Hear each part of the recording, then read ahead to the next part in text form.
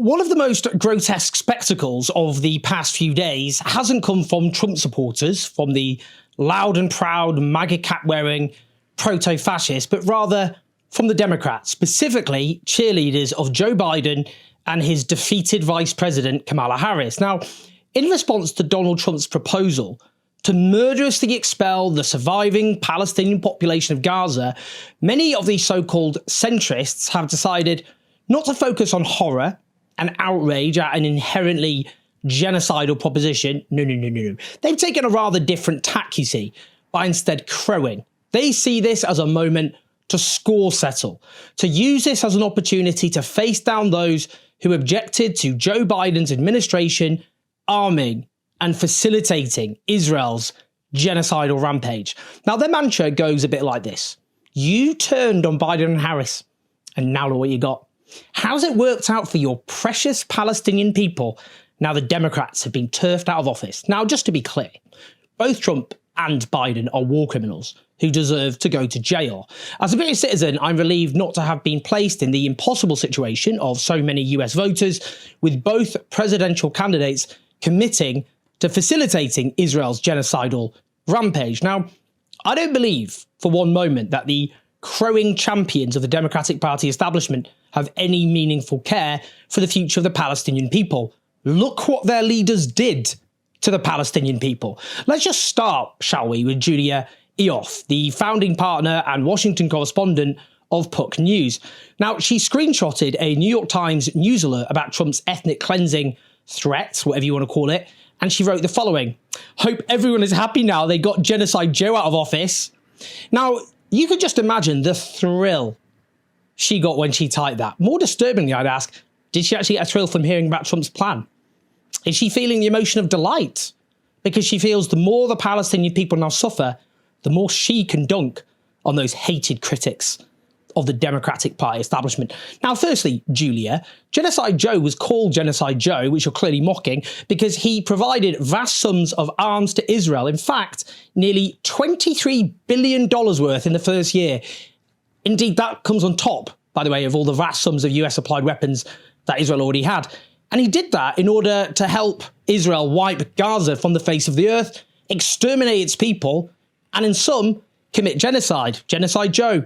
The clue truly is in the name. Now, when two of his government agencies told him last April that Israel was deliberately preventing aid from getting to the desperate people of Gaza, his administration was legally obliged under US law to immediately stop providing weapons to Israel. Guess what Biden did? You guessed it, Julia. He kept those weapons flowing.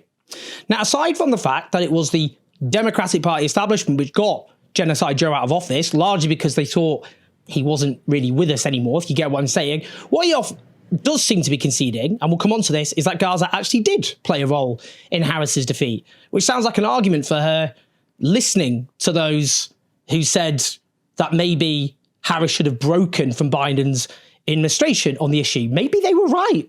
Usually in a democracy, when a politician loses, they are supposed to be held themselves accountable for their failure rather than blaming the voters, which is, of course, what you are seeking to do. Then there's Dana Milbank in the Washington Post. He is the classic Washington insider. Now, I've struggled to find this man's previous concern for the Palestinian people. There is something of a theme here. The only column before this week I could find on the issue was from last May, headlined, "To the Gaza protesters helping to elect Trump, give it a rest." Ah, yes, that definitely sounds like a column written in good faith, in just the style you would adopt if you were sincerely intending to win people over. I had to scan through several paragraphs until he actually said something about Palestine, and he said their frustration, the protesters, with the president's support for Israel is understandable, but they were simply helping to elect Trump. You see, for him, the hideous suffering of the Palestinian people, like everything else, was relegated to the electoral arithmetics of the United States. Now, his column yesterday was headlined, "From the river to the sea, Palestine will be ... abolished." How droll, how amusing, reducing the genocide of a people to a sarcastic headline. It does underline, does it not, the total dehumanization of the Palestinian people. Would other victims of mass slaughter be talked about in this whimsical way? His column opens like this: "Genocide Joe," in quotes, "never looks so good. Gaza peace protesters rallied Americans by the hundreds of thousands to oppose President Joe Biden and vote uncommitted in Democratic primaries. They heckled Vice President Kamala Harris and disrupted her events. On election day, Donald Trump prevailed in the majority Arab town of Dearborn, Michigan. And across the country, many young voters stayed home or even voted for Trump, likely because, in part, they were disenchanted that the Biden administration had been insufficiently tough on Israel. How's that working out now? He says. Okay, let's just address this, shall we? Even if you don't accept genocide is taking place, well, you're wrong, but if you don't, you must accept it's a legitimate position. Given there is a consensus on the issue ranging from preeminent scholars such as Omar Bartov, the Israeli-American professor of genocide and Holocaust studies, to human rights organisations like like Amnesty International.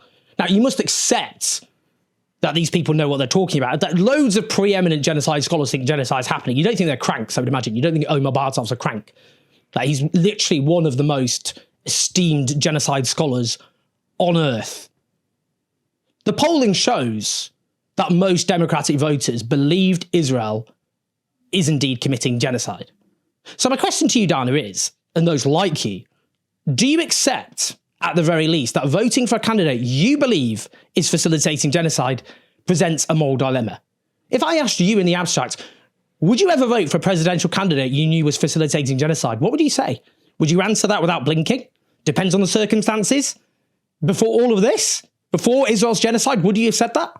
Or would you have said absolutely not? Would you? Be honest. What if what had happened to Gaza had happened to Israel? What if Israel had been reduced to an apocalyptic wasteland, its hospitals deliberately destroyed, its people deliberately starved, and countless tens or indeed hundreds of thousands of Jewish Israelis, mostly women and children, had been slaughtered? And what if this had all been armed and facilitated by the President of the United States? If many Jewish American voters find it rather difficult to vote for a candidate in such circumstances, would you blame them? Would you mock them? As you do here. Be honest, if not with me, then with yourself.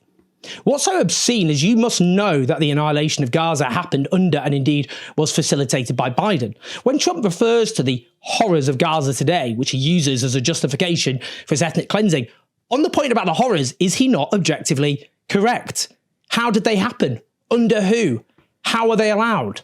As Myrev Zonshine, an Israeli analyst I highly rate, puts it, it's amazing how Trump's statement is at once the most dehumanizing and destabilizing statement you can make about Palestinians, and at the same time holds more humanity than Biden ever had.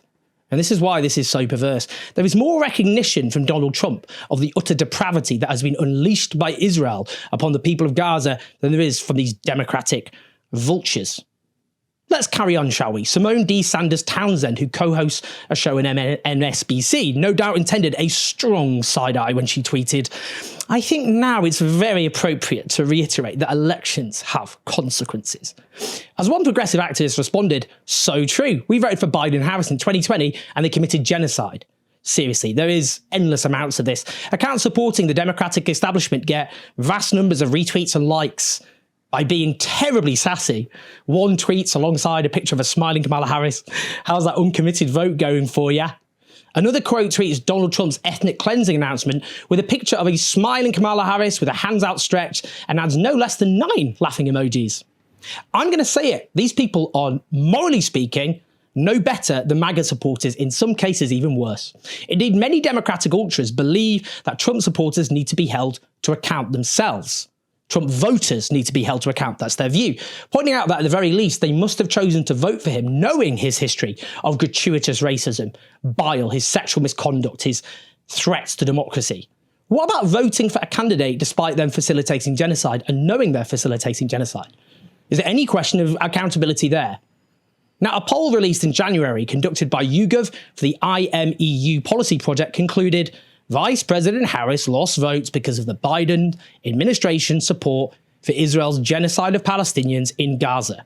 It found that of those who voted for Biden in 2020 and cast a ballot for someone else, 29% did so because of ending Israel's violence in Gaza. That was the top reason. The economy came in at 24%, Medicare and Social Security at 12%.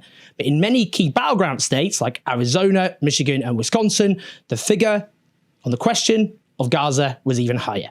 By a 3-to-1 margin, 2020 Biden voters who did not vote for Harris this time said they would have been more likely to do so if she had pledged to break from President Biden's policy towards Gaza by promising to withhold additional weapons to Israel rather than less likely. Actions, consequences. Now, sure, you can choose to blame the voters, or you could maybe choose to hold the Democratic Party establishment to account for arming and facilitating one of the most depraved crimes of our age. Maybe, just maybe, here's the conclusion. Maybe voters should be put in this situation. Maybe it's a damning indictment of American democracy. Maybe voters shouldn't have to suffer the eternal moral stain of having voted for a candidate they believe is literally complicit in genocide because it's the lesser evil. What are we even doing here? We're talking about facilitating genocide. Even discussing the concept of a lesser evil in this context is what? That Trump is a racist demagogue, a menace to an already profoundly compromised US democracy, and an accomplice to Israel's genocide. All of that is without question. But we live in an age when those who present themselves as the moderates, the grown-ups in the room, the centrists, have morally disgraced themselves. If you facilitate genocide, you have no moral legitimacy. It is as straightforward as that. And that must be a vital component of the reckoning, which must surely take place within the Democratic Party, who have sole responsibility for the loss that they suffered in the 2024 presidential elections. Please like and subscribe, leave your thoughts and comments. I would love to hear your thoughts on this one. Help us as we expand our operations across every social media platform. I hope you can see TikTok, Instagram, Facebook, Twitter, etc. As we challenge this dire media landscape, lots of plans ahead. Thanks to you. Do share the video, get the message out. I'll speak to you in a bit.